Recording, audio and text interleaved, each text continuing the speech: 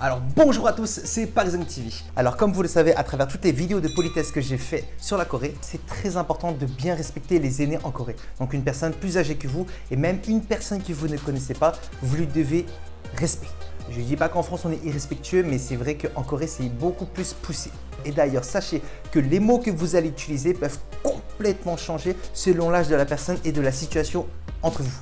Sinon, vous risquez de passer pour quelqu'un de très malpoli et c'est ce que je veux justement vous éviter dans ce cours sur comment ne pas être malpoli en Corée du Sud. C'est parti!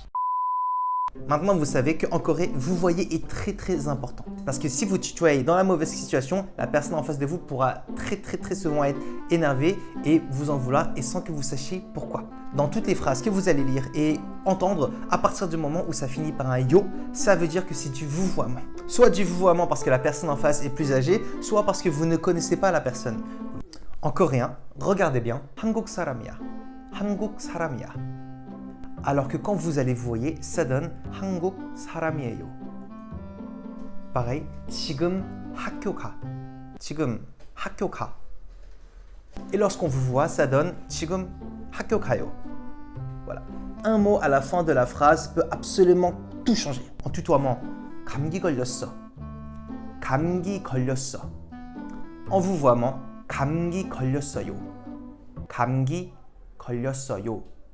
D'ailleurs, en Corée, il est très important d'utiliser les deux mains face à un adulte, même une personne que vous ne connaissez pas. Que ce soit pour serrer la main à deux mains. Ah pardon, les gestes barrières. Bon, si un jour vous devez serrer les mains, n'oubliez surtout pas de le faire à deux mains, comme ça, comme ça. Et la main de gauche, il ne faut pas qu'elle reste en fait comme ça. Soit vous serrez la main et vous faites ça, ou ça, ou ça, ça, ça. Même si on va dire que la personne en face de vous a 10 ans, 20 ans de plus que vous, quand vous allez vous saluer, très souvent les deux personnes vont faire ça. Ça, c'est la politesse, même si une est plus âgée. Pareil, si la personne en face de vous qui est plus âgée vous donne un objet ou de l'argent, il faudra toujours le prendre, non pas comme cela, à une main très mal polie, mais comme ça. Merci. Et d'ailleurs, pour saluer, donc bonjour et au revoir, vous n'allez pas saluer comme ça. Non, c'est assez mal poli, il faut saluer comme ça. Vous penchez légèrement et... Sans oublier les expressions de salutation que je vous avais déjà appris dans un précédent cours de salutation. 안녕하세요. 안녕히 가세요. En fait, pour faire très simple, dans cette vidéo, lorsque je vais parler de vouvoiement, ça sera soit parce que vous êtes en face d'une personne que vous ne connaissez pas ou une personne plus âgée que vous en face de vous. Et dans le cas où vous parlez avec une autre personne et à un moment, vous parlez de vous, donc comme en français par exemple, mon, mes, ma, et bien en coréen, ce sera très souvent 저, 제. Moi, mes, c'est le mien, c'est à moi. Par exemple, devant un adulte ou une personne que vous ne connaissez pas. 제 이름은 마리아예요. 제 이름은 마리아예요. Le 제 ici, c'est en fait mon prénom. C'est le mot en vouvoiement, 제, d'accord? Très important. 제 이름은 마리아예요. J'ai connu énormément de personnes qui se présentaient pour la première fois et qui tutoyaient. 내 이름은 마리아야. Je vais pas vous mentir qu'en Corée, je pense pas qu'il y ait des gens qui se présentent comme ça en tutoiement. Non. Les personnes en face peuvent se dire mais pourquoi tu nous tutoies d'un coup? Donc ça, c'est vraiment le changement typique entre le tutoiement et le vouvoiement. Alors déjà ici, le 대, c'est donc mon prénom, mais le mot en tutoiement. Et le 제 이름은, le 제, c'est mon prénom, mais le mot en vouvoiement. Pareil, devant une personne que vous connaissez extrêmement bien, 내 강아지 이름은 밤비야. 내 강아지 이름은 밤비야. En vouvoiement, ça donne non pas 내, mais 제 강아지 이름은 밤비예요. Lorsqu'on vous voit, il suffit juste de mettre le 제 pour parler de soi. Lorsqu'on parle de soi, bien sûr, le 에요 à la fin. Devant un jeune, pareil, c'est à moi. 내 거야. Tutoiement. Jamais dire ça devant un adulte, d'accord? En vouvoiement, 아, 제 거예요. 제 거예요. Ce téléphone est à moi. 이 핸드폰은 내 거야. 이 핸드폰은 내 거야. En vouvoiement, ça donne 이 핸드폰은 제 거예요. 이 핸드폰은 제 거예요. D'ailleurs, au cas où vous n'avez pas encore vu ma vidéo sur la politesse en France vs en Corée que j'avais faite il y a quelques temps, vous avez déjà beaucoup apprécié, allez la regarder, je laisse le lien en description. En Corée, lorsqu'on mange avec une personne plus âgée, mais en plus elle nous a invités chez elle, c'est toujours à l'aîné de manger d'abord. Normalement, le jeune ne peut pas commencer à manger d'abord, ça serait assez mal vu. Ça dépend des gens, mais respectez toujours ça au cas où, d'accord? Si moi je parle assis à une personne âgée debout, c'est assez mal poli. En Corée, il y a une culture qui on se lève lorsque l'aîné rentre. À l'époque, dans les écoles, lorsque le prof rentre, tous les élèves se lèvent. C'est une preuve de respect. Si moi, il y a un adulte qui me parle et moi, je lui parle tranquillement comme ça, c'est mal poli. Donc, soit l'adulte s'assoit et là, on est au même niveau, soit je dois me lever et je lui parle. Voilà, c'est très souvent comme ça que ça marche. D'ailleurs, pour vous voyez, en coréen, il n'y a pas que le yo à la fin du mot qui est important. Lorsque vous parlez avec un adulte, il y aura certains mots que vous serez obligé d'échanger. Si vous n'échangez pas ces mots, je ne vais pas vous mentir, ça sera très mal poli. Alors que c'est le même mot que vous avez utilisé, mais pas en vouvoiement. Alors par exemple, en temps normal, est-ce que tu as mangé 밥 먹었어? 밥 먹었어? C'est pas méchant, c'est pas familier, mais vous n'allez pas dire ça à une personne qui a 30 ans de plus que vous et que vous ne connaissez pas. Dans ce cas-là, qu'est-ce qu'il faut faire? Est-ce qu'il faut juste rajouter le yo? 밥 먹었어요? Ça marche, mais c'est pas exactement ça. Il faut changer un mot. Le verbe 먹는다, en vouvoiement, il se dit 드신다. 밥 드셨어요? 밥 드셨어요? Parce qu'en fait, dire 밥 먹었어 à une personne qui a 30 ans de plus que vous, c'est comme si un élève allait voir son directeur et dit Yo, t'as bouffé ou quoi? C'est pas moi qui mange qu'on doit vous voyer. C'est uniquement lorsque on va parler de l'adulte qui mange. C'est pareil pour le mot remercier. 고마워. En vouvoiement, ça devient 감사해요. 감사합니다.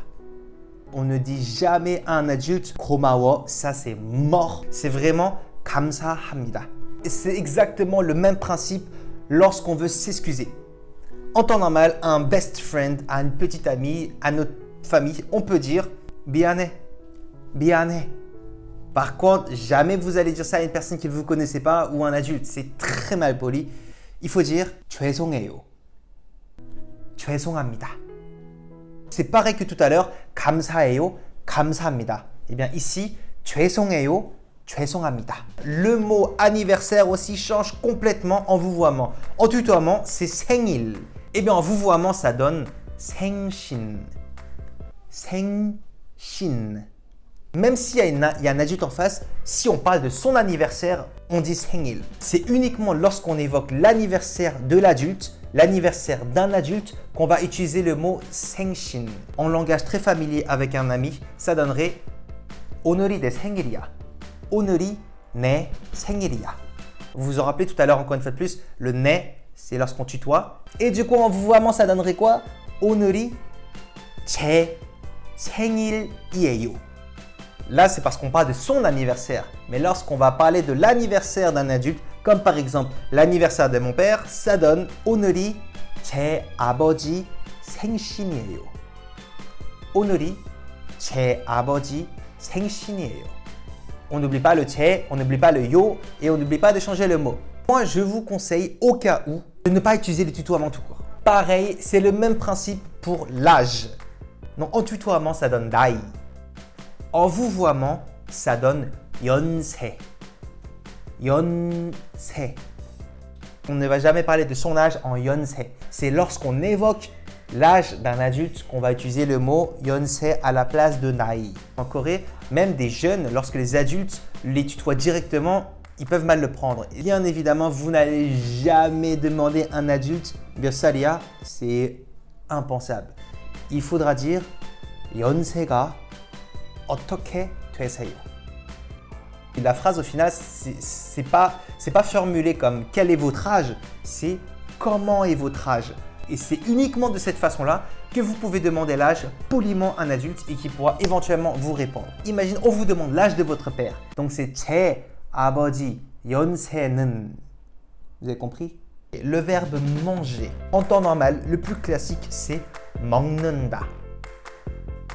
먹는다. En vouvoiement, ça donne 드신다. 드신다.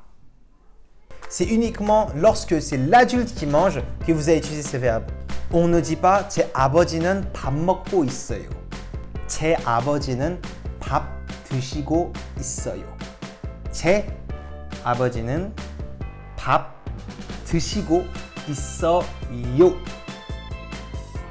Le verbe dormir, 잔다. En vouvoiement, 주무신다. Un ami qui dort, 내 친구는 지금 자.